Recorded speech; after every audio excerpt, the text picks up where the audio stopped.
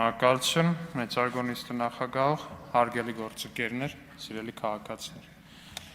Հարգելի գործընկերներ, անկեղծ ասած երեք մի պահ տպավորություն ունեցա, որ 9-րդ գումարման ազգային ժողովի աշխատանքների մեկնարկը 8-րդ գումարման աշխատանքների մեկնարկի հատվածի նկատմամբ ընդամենը մի առավելություն ունի, եւ դա Տիկին Ագնեսա Խամոյանի նոր ու գեղեցիկ սանրվածքն է։ Շատ է ասում Տիկին Խամոյան, որովհետև դեժավյու էր կարծես, այն ժամանակ նախորդ գումարման մեկնարկին կհիշեք Աննա Մկրտչյանը պատիվ ունեմ խմբակցությունից, էլի պարոն Ռուբինյանի Թուրքիայում լինելու հանգամանքը որպես ապոկալիպտիկ մի իրողություն էր ներկայացնում։ Հարգելի գործընկերներ, ես կարծում եմ, որ դա ձեզ լավ տեղ չի տանելու։ Այս ընդհանրապես խորհրդարանի մեկնարկը, նաև նախորդ խորհրդարանի աշխատանքների մեկնարկը այսպիսի մի պատուհան է, որի ընթացքում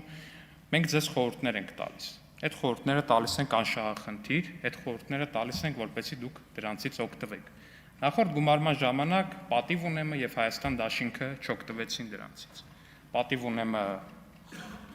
հայտնվեց, չգիտեմ որտեղ ճիշտն ասած, Հայաստան դաշինքը կրճատվեց գրեթե 3 անգամ իր թվով։ Ու հիմա երբ որ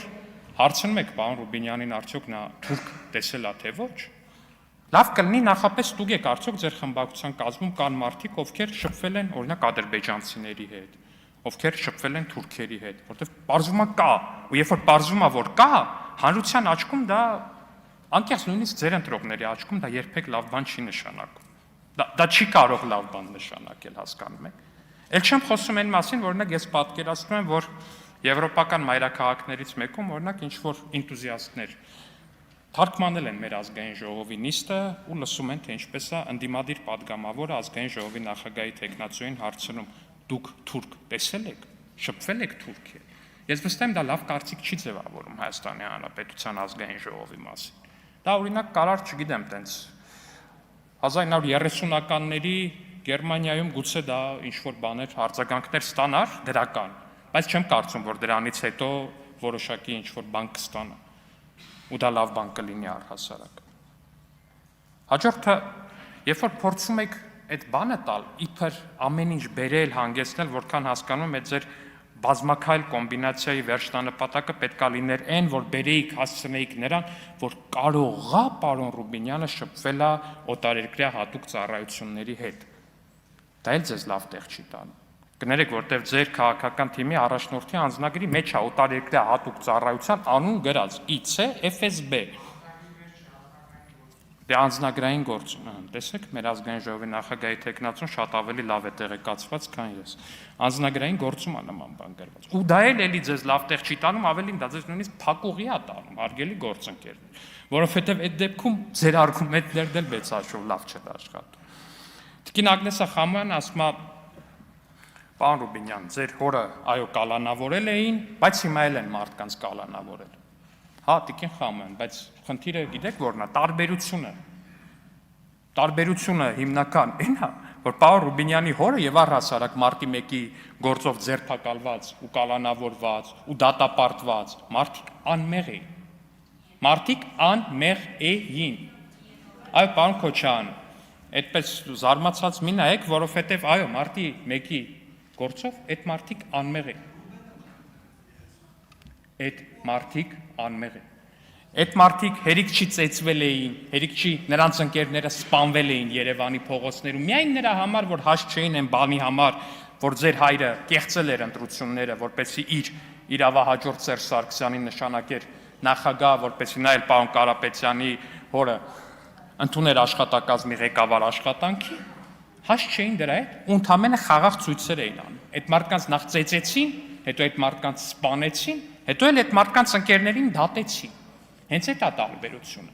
Ու առհասարակ հատուկ ծառայությունների նաև ես որքան հասկացա, Տիկին Արեգնազ Մանուկյանի դստեր մասին էր խոսքը, Աստված բոլորի երեխաներին թող պահի, բոլորի երեխաներին առողջություն եմ մաղթում, բայց հարգելի գործընկերներ, ձեր նախկին թիմակիցը Անդրանիկ Թևանյանը էլի հատուկ ծառայությունների մասին խոսքին գանք, էլի մեղադրվում է պետական դավաճանության մեջ։ Մեղադրվում է նրա մեջ, որ այստեղ, այս դահլիճում հնչած պետական գաղտնիքները 600 թե 7000 եվրոյով անմեղության կանխավարկածը չխախտելով վաճառել է օտարերկրյա հատուկ 600-700 հազար եվրոյով վաճառել է օտարերկրյա հատուկ ծառայությունների։ Եթե չեմ սխալվում ու նորից անմեղության կանխավարկածը չխախտելով, Ալեքնազ Մանուկյանն էլ մեղադրվում է նրա մեջ, որ փոխանցել է այդ գաղտնիքները, էլի ձեր խմբակցության падգամավոր պարոն Թևանյանին։ Հիմա այս ամեն ինչից ելնելով դուք իրոք ուզում եք, որ մենք շարունակենք այս հատուկ ծառայությունների ու մնացածի մասին խոսակցություն։ Պարոն Ռուբեն Մխիթարյանը, ես եթե չեմ սխալվում, դուք Վարդան Ղուկասյանի հետ կապված ինչ-որ մի դրվագով էիք, չէ՞։ Հա, փաստը։ Գիտեք, ամենաֆենոմենալը այն էր, որ ես որքան տեղեկացա, դուք միջև Վարդան Ղուկասյանի այս ֆենոմենալ ընտրությունները Գյումրու քաղաքապետարանում outsource որպես իրավաբան դատական հայցեր եք ներկայացրած եղել ընդդեմ Վարդան Ղուկասյանի, այդ դատական հայցերը ոչ մի հաջողության չեն հասել, բայց Վարդան Ղուկասյանի քաղաքապետ ընտրվելուց հետո դուք արդեն դարձել եք նրա փաստաբանը, պարոն Վարդևանյան, դա այդտեղ ինչ-որ տենց, ես չգիտեմ էլի, դուք եք մասնագետը, շահերի բախում, էթիկա, տենց բան խախտվում է, թե չէ փաստաբանական առումով, տենց նորմ կա առհասարակ, որ կարելի է համայնքը ներկայացնել մեկի դեմ, հետո գնալ այդ մեկի փաստաբան դառնալ, տենց աշխատում է սիստեմը, թե չէ։ Ինձ թվում է չէ, բայց այնուամենայնիվ, ինչևէ, հարգելի գործընկերներ, ու Վարդան Ղուկասյանի մասով նաև, ձեր գործընկերները պարբերաբար Վարդան Ղուկասյանին էլ են քաղբանտարկյալ անվանում, առհասարակ ցանկացած մեկին, ով քաղաքականության հետ որևէ կապ ունի ու ձերբակալվում կամ կալանավորվում է, այդ մարդուն ձերբակալելը կամ կալանավորելը մարդիկ անվանում են քաղաքական հետապնդում, բայց դա այդպես չի աշխատում։ Դա այդպես չի աշխատում, հարգելի գործընկերներ։ Բավական պայման չի լինել քաղաքական գործիչ, որ քո նկատմամբ քրեական գործը համարվի քաղաքական հետապնդում։ Դա այդպես չի աշխատում, հարգելի գործընկերներ։ Օրինակ, Ռոբերտ Քոչյանի նկատմամբ գործը չի կարող համարվել քաղաքական հետապնդում։ Ձեր մյուս պաշտպանյալների նկատմամբ գործերը չեն կարող համարվել քաղաքական հետապնդում, պարոն Վարդևանյան, ու այդպես շարունակ։ Դա այդպես չի աշխատում։ Արտոնագիրը կասեցվել եք, ինձ թվում է շուտով կվերականգնեք, պարոն Վարդևանյան։ Իդեպ, գործընկերներից մեկը հարցնում էր, ասում էր, ինչ արդյունք եք ստեղծել։ Հարգելի գործընկերներ, որպեսզի հասկանաք, թե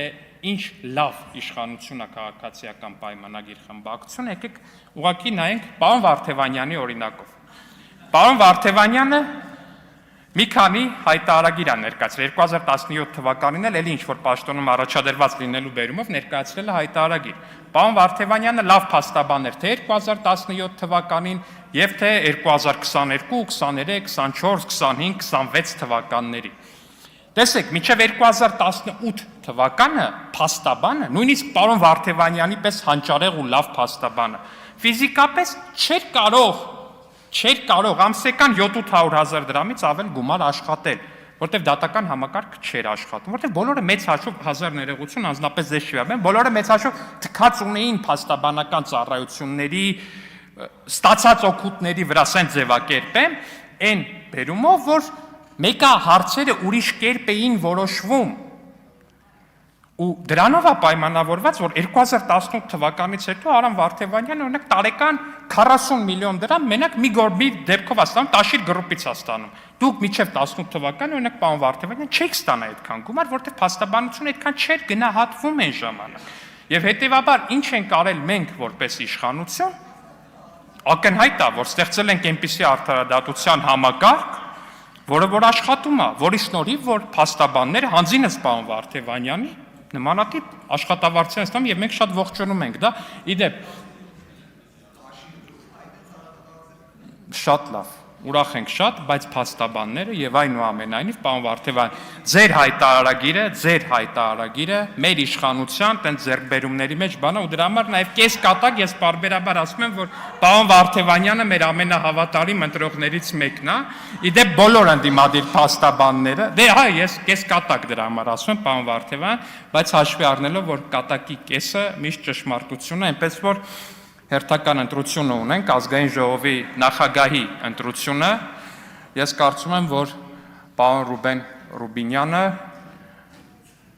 առավել քան արժանի թեկնածու է եւ պարոն Ռուբեն Ռուբինյանի պարկեշտությունը, պարոն Ռուբինյանի ազնվությունը միանշանակ պետք է գնահատվի